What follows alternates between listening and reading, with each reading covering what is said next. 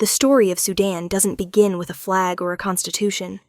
It begins with a border drawn in someone's imagination, probably over tea by men who thought sand dunes were a type of furniture. For centuries, this stretch between the Sahara and the Nile had been a living highway, a meeting point where camel caravans from the north met kingdoms from the south, and everyone traded something gold-grain gossip. But then came the Anglo-Egyptian landlords, with their favorite colonial pastime organizing chaos by splitting it in half. They created what they called a dual administration.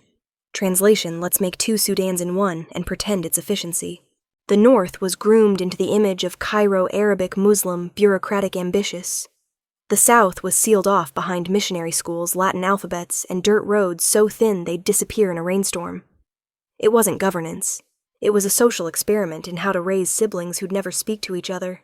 Khartoum, the capital, became the north's crown jewel, a city of ministries, mosques, and mosquitoes all humming in Arabic.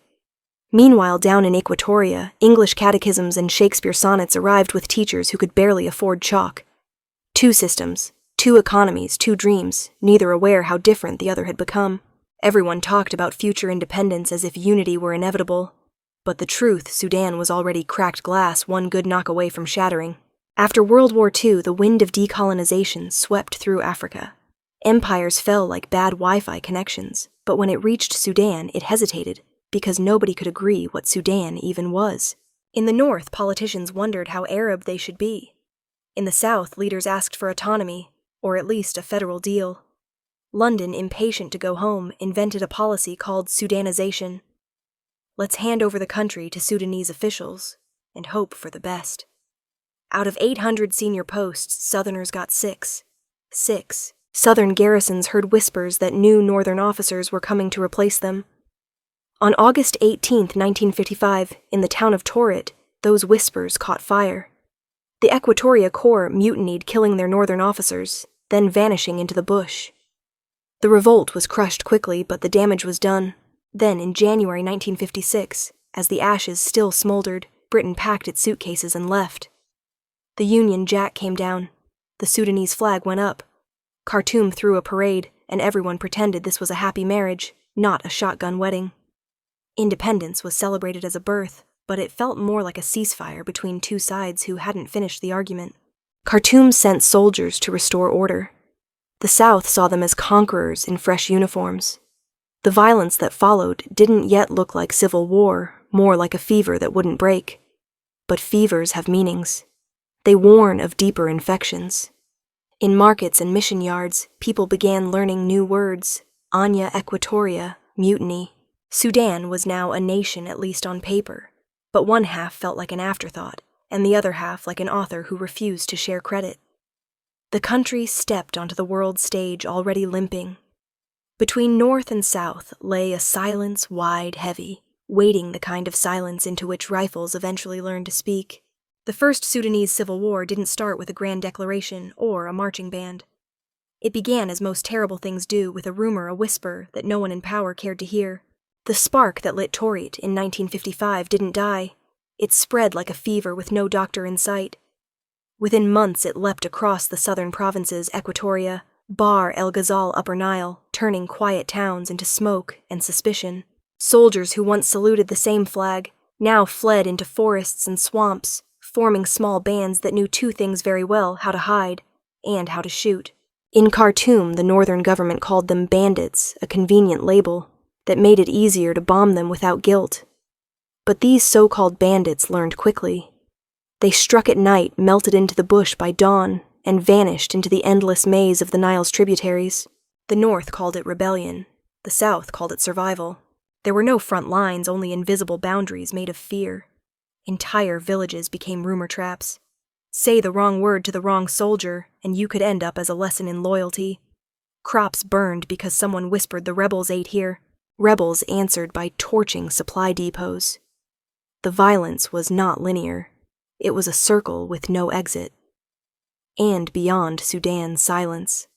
No cameras, no headlines, only graves growing quietly beneath the rain. Yet, somewhere inside that chaos, something started to take shape.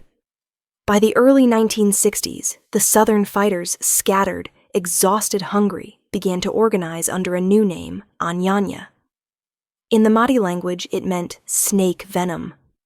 The message was clear: the South was done begging. It would bite. Meanwhile, in exile, Southern politicians gathered in cafes across Uganda-Congo and Ethiopia, trying to turn their collective anger into something resembling a movement. But every tribe brought its own wounds, and every leader his own ego. The meetings produced more tea than unity. Still, the idea of a South Sudan started whispering its way across the borders. The struggle, they realized, wasn't tribal anymore. It was existential. And up north, things weren't much better. The grand dream of post-colonial unity turned into a revolving door of coups.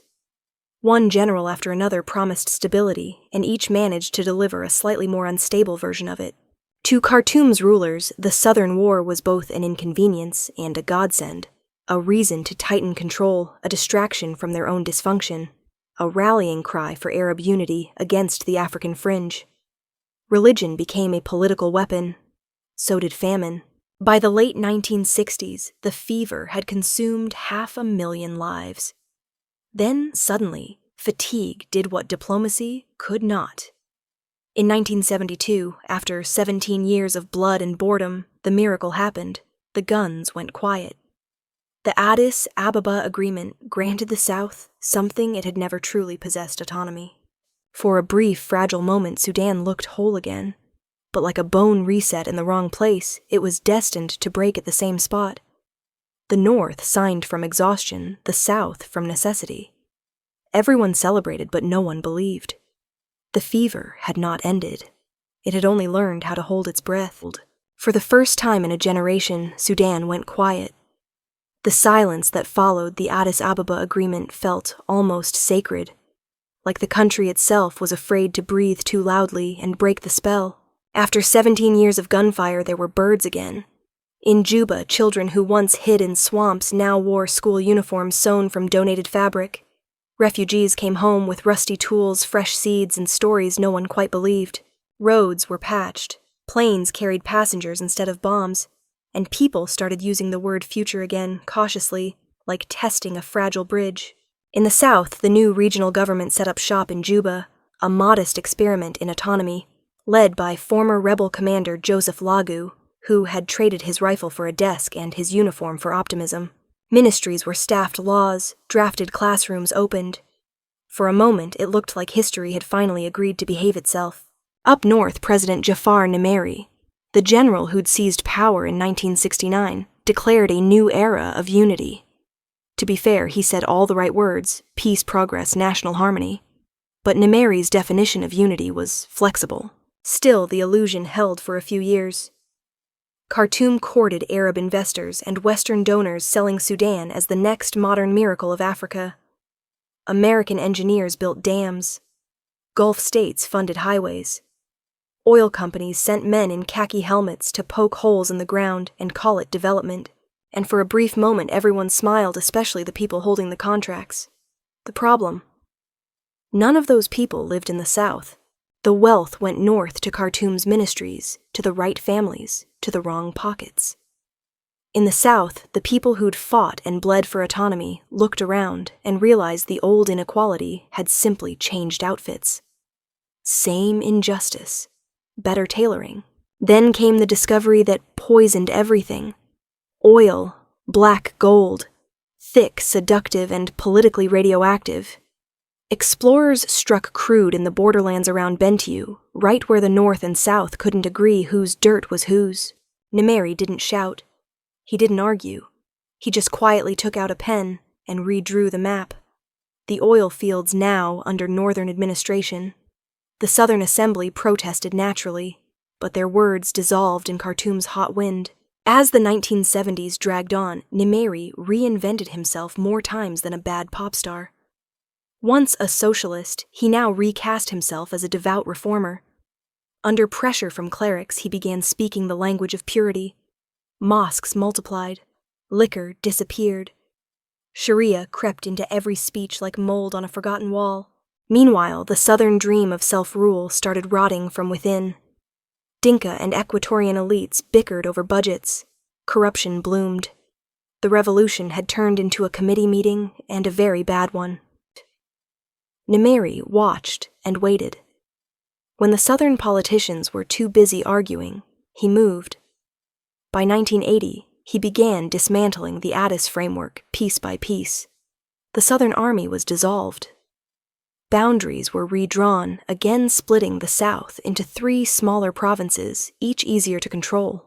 Then came the final insult. Northern garrisons moved in to replace southern ones.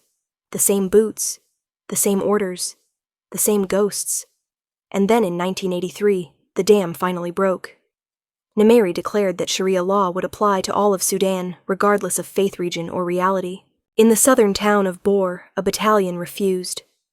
Their leader, John Garang de Mabior, a Dinka officer and U.S.-trained visionary, rose to fight for a new Sudan secular federal just. Within weeks, his troops took to the bush. The peace of 11 years collapsed in a single season. The Second Sudanese Civil War had begun. When the guns spoke again in 1983, they weren't shouting nonsense this time. They had a mission statement. This wasn't another panic mutiny in some forgotten garrison. It was an uprising with a purpose, a logo, and a leader who actually read books. That leader was Colonel John Garang de Mabior, a man of contradictions and charisma. Educated in Iowa, trained in Tanzania, and baptized in betrayal, Garang was part soldier, part scholar, part stubborn idealist. He didn't want just a southern breakaway. He wanted a new Sudan, a nation reborn on secular equality and democracy. A noble vision, sure, except the soil he tried to plant it in was soaked with blood and bad memories. Garang's dream soon found a body and a name that could fill both headlines and trenches. The Sudan People's Liberation Army SPLA, with its political half, the SPLM. Its recruits came from everywhere, former soldiers, farmers, students, and anyone tired of waiting for unity that never arrived. In the training camps of Ethiopia, under the Marxist glare of Mengistu, Haile Mariam, they drilled, marched, and prayed to an idea. "We do not seek revenge," their commanders said. "We seek rebirth." It sounded poetic until the bullets started flying. Because belief alone doesn't feed an army. The SPLA needed guns, food, and fuel, and conveniently the Cold War provided all 3. Supplies slipped in through Ethiopian ports, donations arrived from sympathetic churches, and weapons came from whoever happened to dislike Khartoum that week. Then came the raids. Garrisons hit at dawn, convoys ambushed on jungle roads, pipelines sabotaged like it was a national sport. The government called them terrorists. The rebels called it Tuesday. Khartoum's army, desperate and poorly trained, answered with fury. Whole villages vanished not from maps, but from memory. The North called it counterinsurgency. The South called it extermination. By 1985, the entire southern third of Sudan had become a blur of ash and famine. Towns like Bor Malakal and Wau turned into ghost stories whispered at night. Crops died, schools disappeared, and hunger became a language everyone understood. In the name of unity, militias burned, pillaged, and slaughtered with bureaucratic efficiency. But Garang's SPLA wasn't exactly heaven's army either. Behind its talk of liberation hid a streak of authoritarian zeal. Dissenters vanished. Rival commanders were executed. And civilians, poor civilians, discovered the cruel symmetry of war. By day, soldiers came. By night, rebels came. And both asked for loyalty they couldn't afford to give. The dream of freedom was now paid for in ration cards and graves. Ideology, as always, was the first casualty. Meanwhile, up north, the government was collapsing faster than its currency. Inflation devoured salaries, cabinets fell weekly, and generals replaced each other like musical chairs with live grenades. Khartoum's rulers found comfort in religion, or at least in weaponizing it. To the officers, Islam promised order, discipline, and divine branding. If the country couldn't be united by policy, maybe it could be glued together by prayer. And while Sudan burned, the Cold War decided to make things worse because of course it did. Ethiopia's Marxists armed Garang's rebels. The United States, terrified of Soviet influence, funneled quiet support to Khartoum. Libya sent cash, Arab states sent oil money, and foreign arms dealers sent invoices. Sudan became a proxy chessboard, where every move cost a village. Each crate of rifles ensured peace would stay hypothetical. By the late 1980s, 500,000 were dead millions displaced, and much of the South emptied of life. Khartoum clung to the capital and the railways. The SPLA held the countryside, but couldn't hold the cities. The war had become a stalemate, carved in bone and starvation. Then in June 1989, the last flicker of Sudanese democracy went dark. A coup, one of those necessary interventions history never runs out of, swept through Khartoum. At its head, a little-known officer named Omar Hassan al-Bashir. Behind him, the brains and the beard Hassan al-Turabi, architect of Sudan's Islamist movement. Their promise order purity and the rule of God. Their method, well, that would soon become clear. In his first broadcast, Bashir spoke softly, calmly, like a man reading a bedtime story to a collapsing country. "We shall rebuild this nation in the image of faith," he said. And everyone listening understood exactly what that meant. The war for liberation had now become a holy war. The dream of a new Sudan collided head-on with a vision of divine conquest. And between them, caught crushed and starved, lay what was left of the country. Under banners of ideology and verses of scripture, Sudan marched into the 1990s, not as a nation, but as a warning. Jihad had arrived, and with it the bones of a nation began to show. When Omar al-Bashir took power in 1989, Sudan didn't just get a new ruler, it got a preacher with tanks. His speeches came wrapped in scripture, his regime in sanctimony. Guided by Islamist theorist Hassan al-Turabi, a man who could quote the Quran and sign an arms deal in the same breath, Bashir announced a divine mission to unite Sudan under God and conveniently under himself. From Khartoum, mosques echoed like loudspeakers for war. The conflict in the south, they said, was no longer political. It was jihad. Soldiers were promised paradise. Their enemies were promised the opposite. It was no longer a war for territory. It was a war for souls, which, if you're keeping score, is what every tyrant says right before the bombing starts. Government planes dropped leaflets by day and bombs by night. Markets, hospitals, even schools were marked rebellious. Whole towns disappeared beneath fire and sermons. In Khartoum it was called purification. In the south it looked a lot like genocide. The Sudan People's Liberation Army kept fighting, but victory had become a mirage. John Garang's movement held the land, yet it was cracking from within. By 1991, two of his deputies, Riek Machar and Lama Cole, accused him of tyranny and formed their own club SPLA Nasir, or as civilians called it, the same war twice. Former comrades turned their guns on each other and villages paid the price. Thousands were massacred in tribal vendettas. The revolution had officially started eating its children. Then came the famine. Not the accidental kind, the designed kind. Khartoum blockaded aid convoys, insisting they'd feed the rebels. So the South starved. Fields went to dust children to graves. In Bahr el Ghazal, families ate tree bark and clay. Journalists who made it through called it a famine by design, and they were right, someone had designed it with chilling precision. Meanwhile, Khartoum found a new business model, terrorism with infrastructure. In 1991, a certain wealthy Saudi exile named Osama bin Laden arrived fresh from Afghanistan, looking for a place to set up shop. He built farms, roads, factories, and a few things that didn't make it onto the brochure training camps. For a brief, awkward moment, Khartoum became the Silicon Valley of jihad. The West noticed, and not in a good way. In 1993, the U.S. added Sudan to its list of state sponsors of terrorism. Sanctions followed, and Bashir's new Islamic paradise was suddenly broke, hungry, and friendless. But dictators are like cockroaches, they thrive in darkness. Isolation only tightened his grip. Censorship bloomed, oil pipelines spread, and the generals grew fatter as the country starved. By the late 1990s, oil was flowing from the south straight into northern coffers. The wells gave Khartoum money and the south resentment. The same black liquid that might have united the country now soaked it in bitterness. Then came the great irony of all ironies. After 9/11, the very regime that once hosted Osama bin Laden suddenly discovered counter-terrorism. Bashir, ever the opportunist, turned on his old allies. Turabi was thrown into prison. Foreign militants were expelled.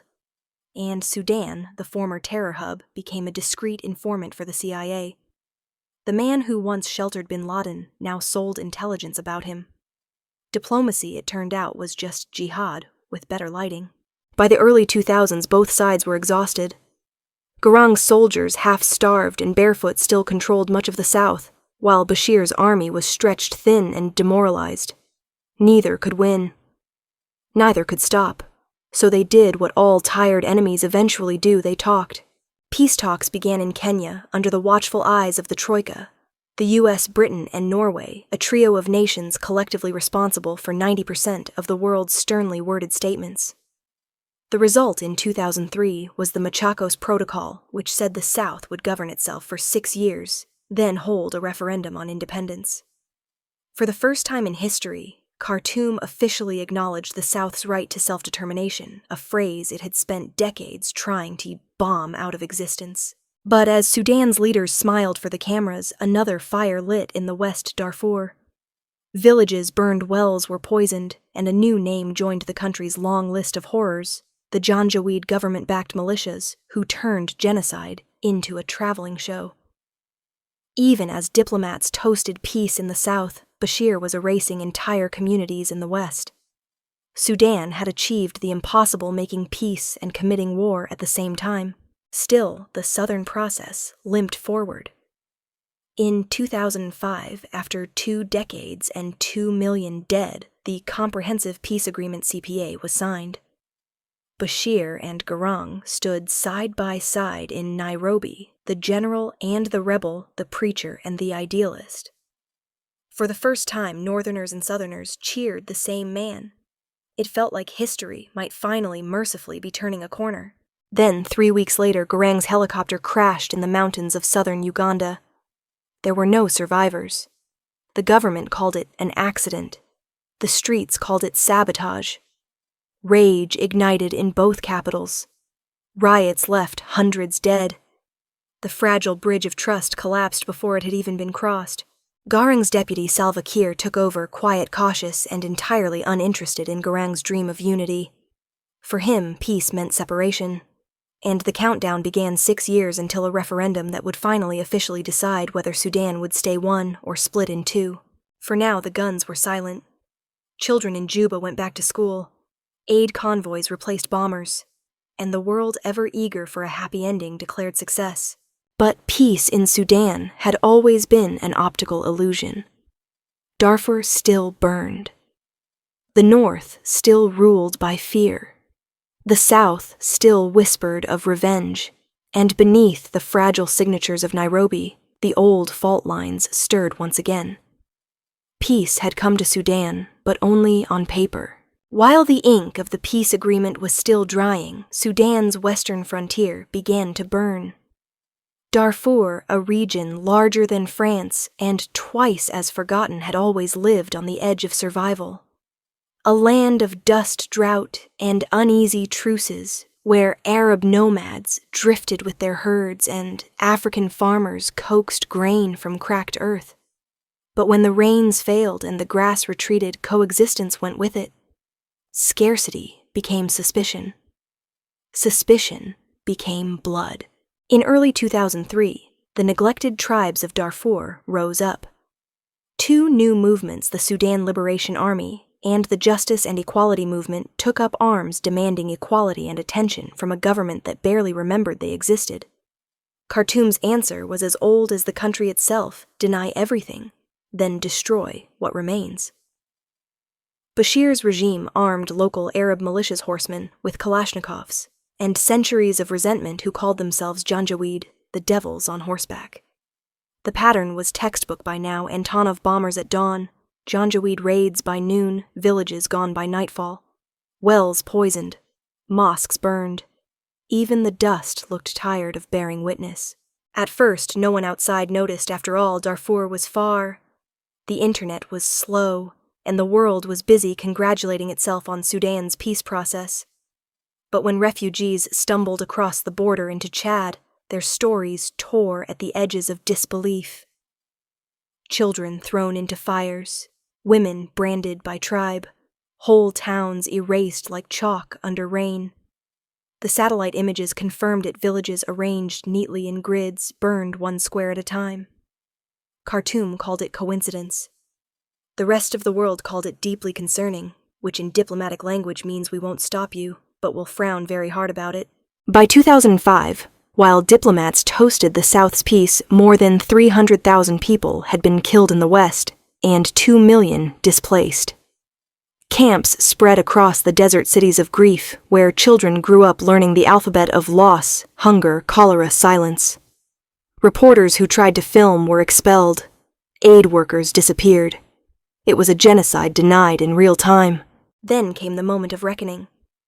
In 2009, the International Criminal Court indicted Omar al-Bashir, the first sitting head of state charged with genocide. He laughed it off as colonial lies. But the laughter echoed differently now. Embassies closed, trade vanished. Sudan's name curdled into a curse whispered in corridors of diplomacy.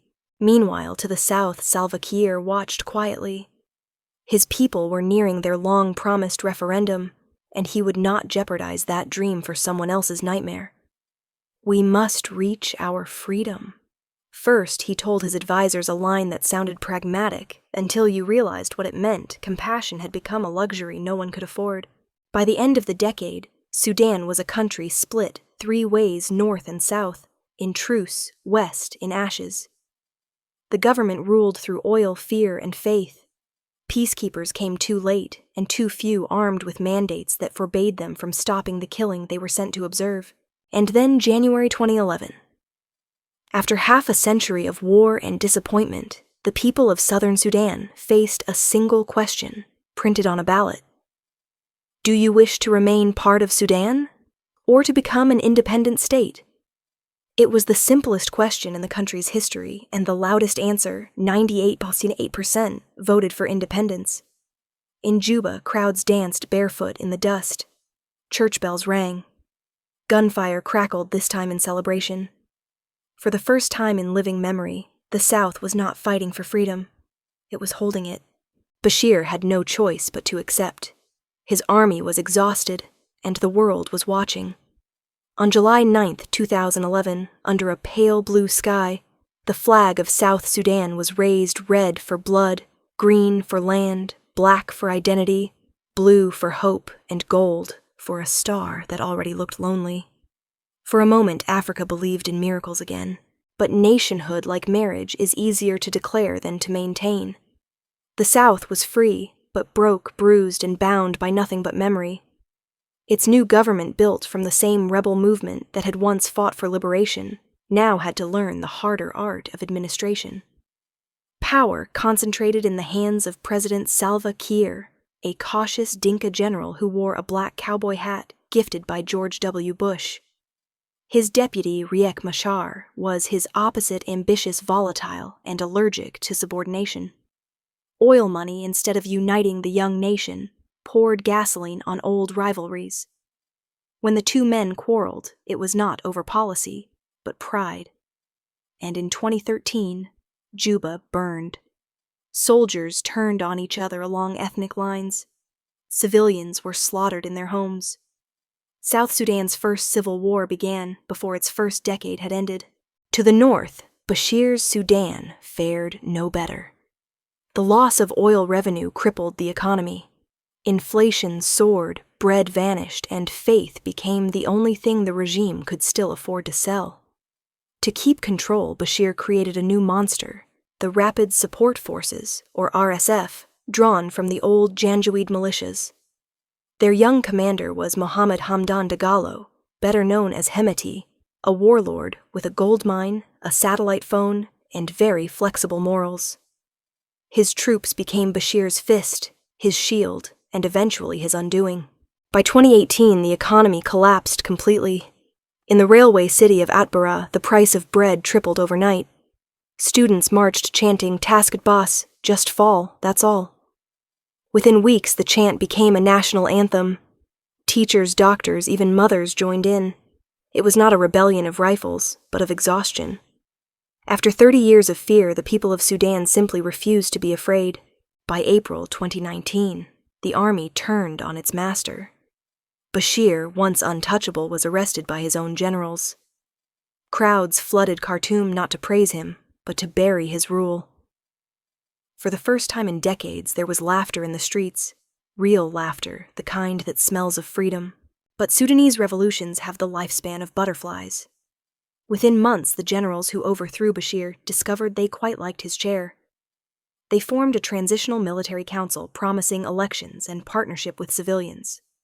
The protesters stayed just in case those promises got lost in translation. Then came June 3, 2019. At dawn, RSF troops surrounded the sit-in outside army headquarters. By noon, they opened fire. Hundreds were killed. Bodies dumped into the Nile. The water that once nourished Sudan now carried its sins downstream. Still, the people rose again. Strikes paralyzed the country until a fragile compromise was signed, a joint civilian-military government led by economist Abdallah Hamdok. It was a candle in a hurricane. For 2 years, Hamdok tried to rebuild what 70 years had broken reform, the economy, reconcile the factions, reopen Sudan to the world. And for 2 years, the old ghosts whispered behind his back.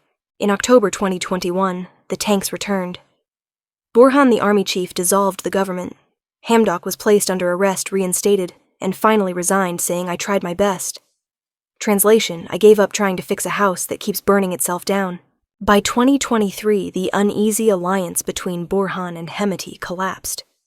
Talks to merge the RSF into the regular army turned into threats, then troop movements, then silence, that particular silence that Sudan knows too well.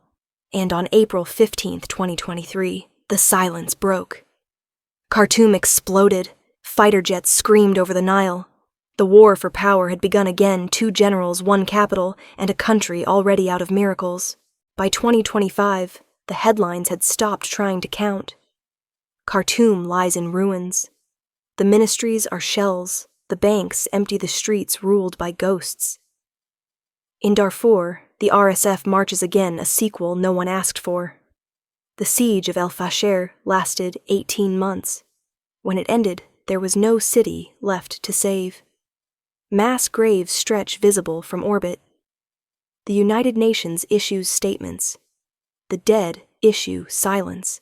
In the east, the army clings to Port Sudan, a government without a country declaring victory over famine. In the camps, mothers boil leaves for their children. The Nile still runs, but now it carries only ash. And yet even in the dust, something human remains. A teacher draws lessons on a broken chalkboard. A nurse sterilizes bandages with boiled rainwater. A mother whispers to her child that peace will come. Perhaps she doesn't believe it, but she says it anyway, because someone has to. 70 years have passed since the Torit mutiny first set this land aflame. From the first gunshots of 1955 to the mass graves of El Fasher in 2025, every generation has inherited the same war under a new name. Independence without unity. Peace without justice. Revolution without redemption. Now the maps show emptiness where nations once stood. And as famine spreads and silence deepens the question that haunted Sudan since its birth returns once more, was there ever truly one Sudan to begin with?